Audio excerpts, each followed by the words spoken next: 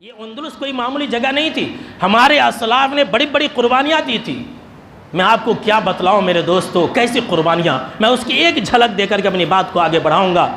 اس جگہ کو فتح کرنے کے لیے طارق بن زیاد رحمۃ اللہ علیہ آئے تھے. طارق بن زیاد رحمۃ اللہ علیہ کے پاس صرف 7,000 کا لشکر تھا, 7,000. اور سامنے جو بادشاہ تھا اس کے پاس 1,00,000 کا لشکر تھا. اللہ اکبر, 1,00,000 کا لشکر تھا. جب یہ سمندر پار کر کے گئے تو ساری کشتیاں جلا ڈالی. اور طارق بن زیاد رحمۃ اللہ علیہ نے ایک اس وقت خطبہ دیا تھا, جو خطبہ بہت ہی زیادہ مشہور ہے. اس وقت کہا تھا کہ لوگوں سنو, اچھی طرح سے یہ بات یاد رکھ لو کہ این المفر, آج بھاگنے کے لیے کوئی جگہ نہیں ہے. تمہارے پیٹھ پیچھے سمندر ہے اور تمہارے سامنے میں دشمن ہے. انہوں نے کہا کہ واللہ, اللہ یہ قسم سن لو, آج تمہارے پاس سوائے ثابت قدمی اور صبر کے کوئی راستہ نہیں, کوئی چارہ نہیں ہے. اتنی بڑی قربانیاں دی تھی. اتنی قربانیاں دینے کے بعد یہ اندلس مسلمانوں کے ہاتھ سے نکل گیا. کیوں؟ اختلاف کی وجہ سے. آج ہمارے ملک کی جو حالت ہے سیم ویسا ہی ہے, یاد رکھ لیجئے. یہاں بھی مسلمانوں نے 1000 سال حکومت کی, یہاں مسلمان بادشاہ تھے. لیکن جب مسلمان آپس میں لڑنے لگے اور حنفی بریلی دیوبندی شیعہ کرنے لگے, وہابی کرنے لگے, وہابی کے نام پر ان کی دکانیں چلنے لگی, وہابی کے نام پر یہ لوگ جلسے جلوس کرنے لگے, تو آج وہ بادشاہ چھن کر کے اب غلامی میں تبدیل ہونے جا رہی ہے. یہ تو اندلس کی بات ہوئی. آپ نے بغداد کا نام سنا ہوگا. وہ بغداد شہر بھی مسلمانوں نے بسایا تھا ایک زمانے میں.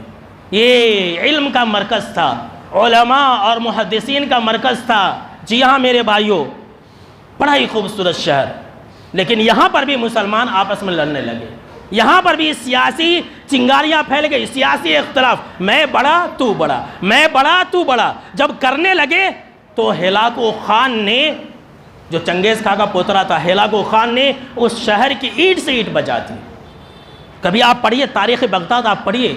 اللہ کی قسم, میں اللہ کے گھر میں کہہ رہا ہوں, آپ ہفتوں اور مہینے تک آپ سوئیں گے نہیں. آپ کی چین و سکون اڑ جائے گا, آپ کی نیند ختم ہو جائیں گی, آپ خون کے آنسو روں گے. اتنا دردناک اور کربناک واقعات اور حالات ہیں بغداد کے. ہلاکو خان نے کچھ ہی دنوں کے اندر 10 لاکھ مسلمانوں کو قتل کر دیا. پورے شہر کے اندر آگ لگا دی.